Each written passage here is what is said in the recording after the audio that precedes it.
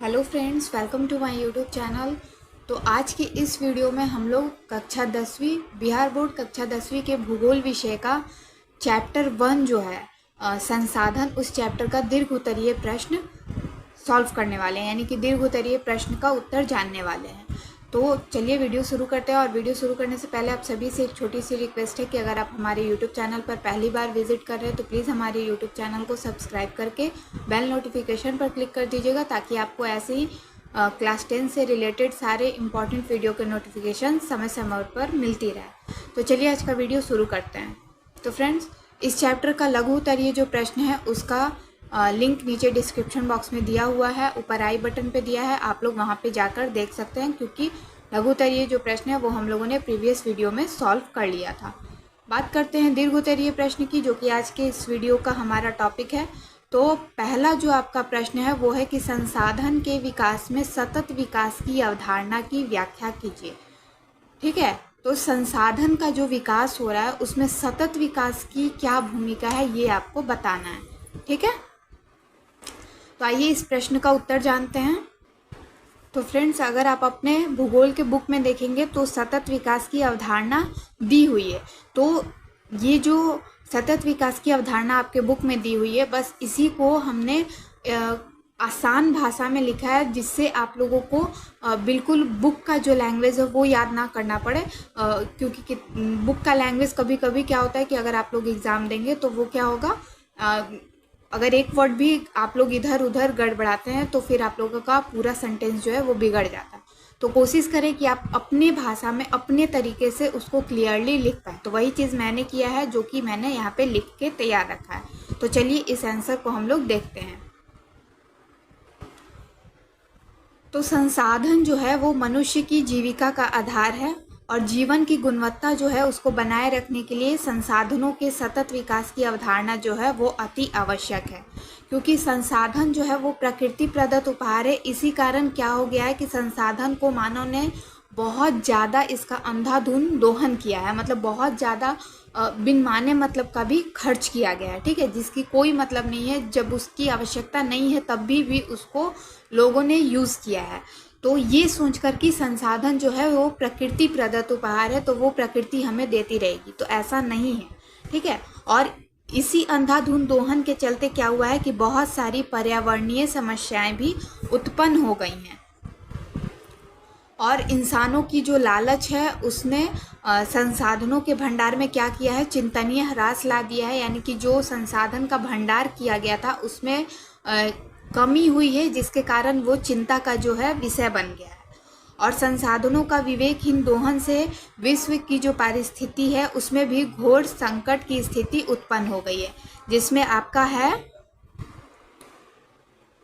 भूमंडलीय तापन, ओजोन का क्षय हुआ है, पर्यावरण हमारा प्रदूषित हो रहा है, मृदा का क्षरण हुआ है, भूमि विस्थापन, अम्लीय वर्षा, असमय ऋतु परिवर्तन हो जाता है, यानी कि बिना टाइम के जो सीज़न है वो चेंज हो जाता है। इस तरह की पारिस्थितिकी संकट जो है वो उत्पन्न हो गई है। ऐसा क्यों हुआ है? तो संसाधन का जो अंधाधुंध दोहन किया गया है इंसानों द्वारा, उसके कारण। ठीक है, और इन्हीं सारी जो परिस्थितियां हैं उनसे निजात पाते के लिए जो है विश्व शांति के साथ हमें क्या करना होगा, जैव जगत को गुणवत्तापूर्वक जीवन लौटाने के लिए सर्वप्रथम समाज में हमें संसाधनों का न्याय संगत बंटवारा जो है वो अपरिहार्य है। यानी कि सबको एक बराबर जो है हर चीज़ मिले, और टाइम टू टाइम जो है समय के अनुसार, यानी कि वर्तमान के साथ फ्यूचर को भी मिलना चाहिए।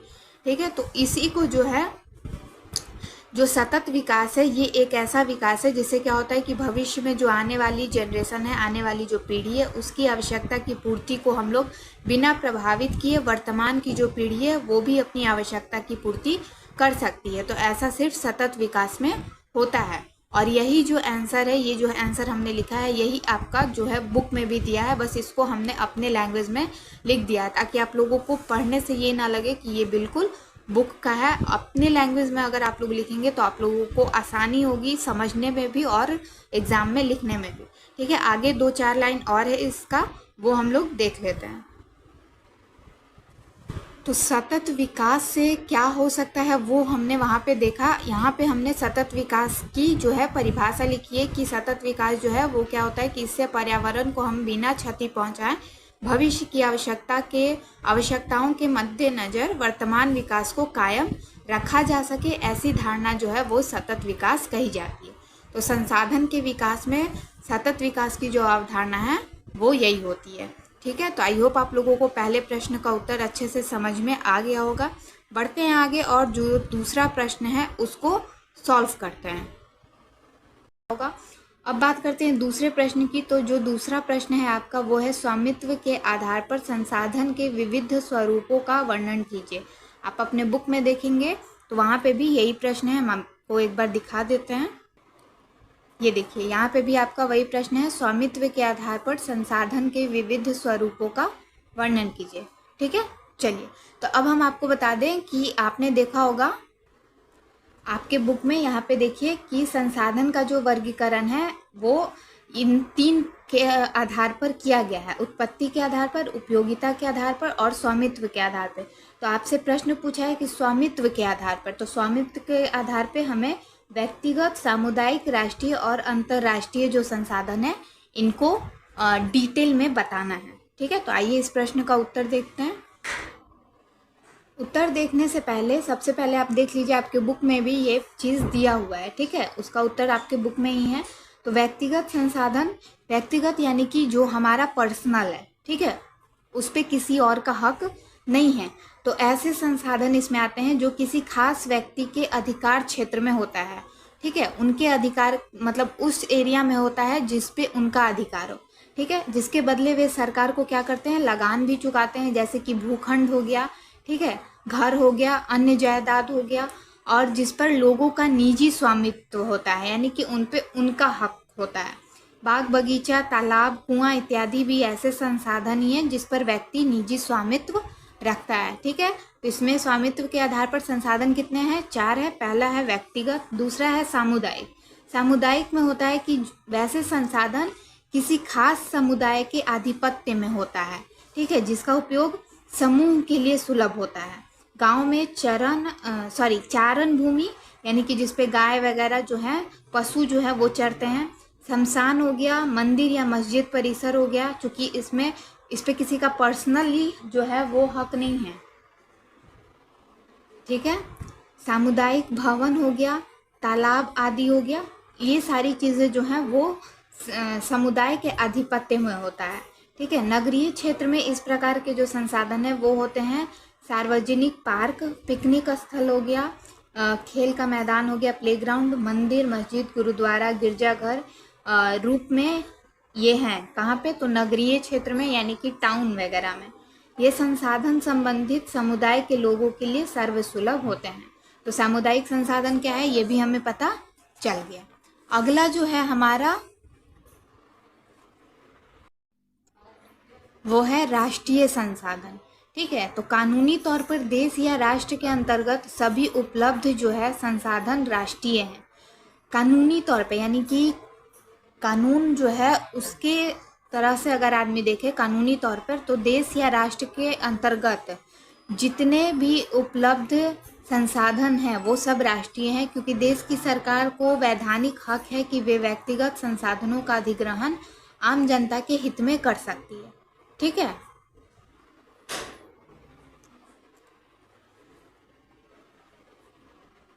अब देखिए यहाँ पे दिया हुआ है कि किसी राजनीतिक सीमा के अंतर्गत अगर भूमि जो है, किसी राजनीतिक सीमा के अंतर्गत भूमि, खनिज पदार्थ, जल संसाधन, वन व वन्य जीव एवं समुद्री जीव 200 किलोमीटर महासागरीय क्षेत्र तक जो है सागरीय राष्ट्रीय संसाधन है।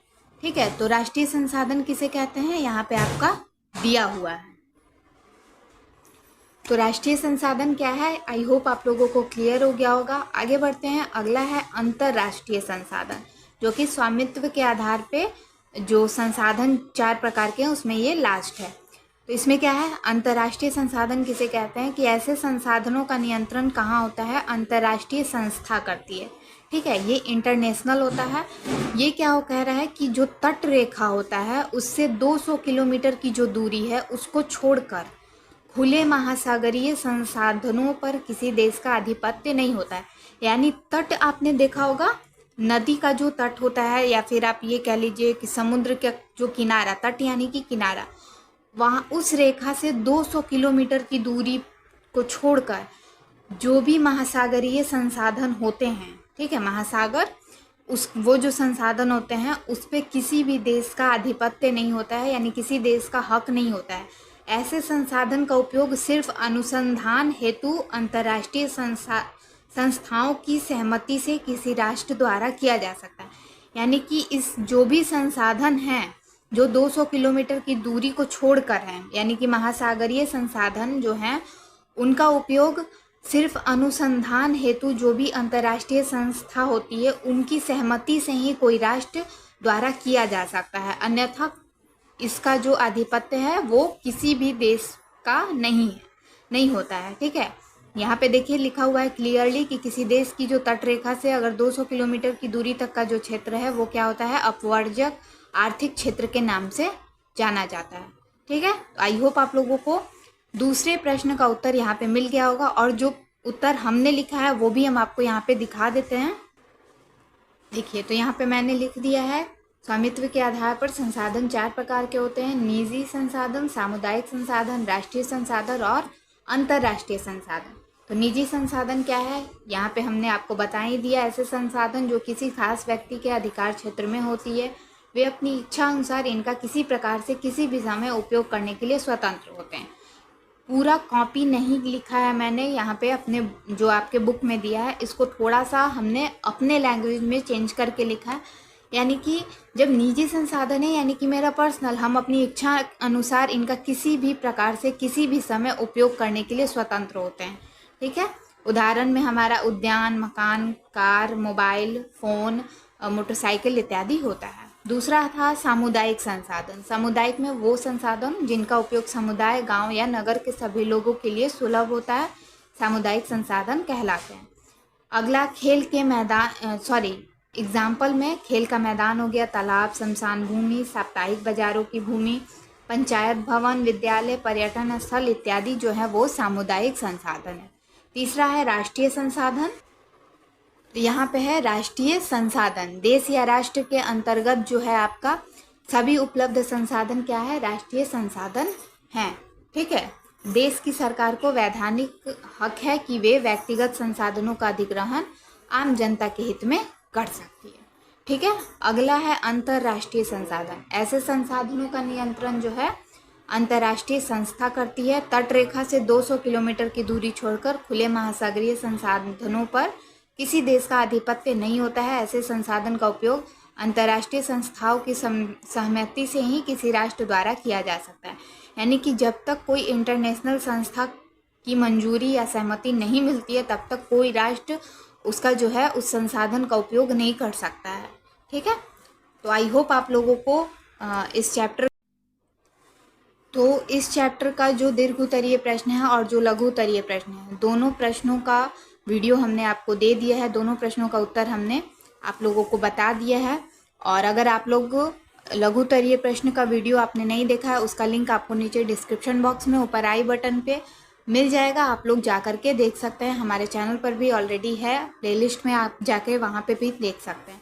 ठीक है, तो आई होप आप लोगों को आज का वीडियो पसंद आया होगा। नेक्स्ट वीडियो में हम लोग इसका जो अगला पार्ट है, चूँकि ये जो चैप्टर है संसाधन, ये अलग अलग पार्ट में बटा हुआ है। ठीक है, जिसमें आपका अगला है प्राकृतिक संसाधन, तो उस चैप्टर का लघु उत्तरीय जो प्रश्न है उसको सॉल्व करेंगे।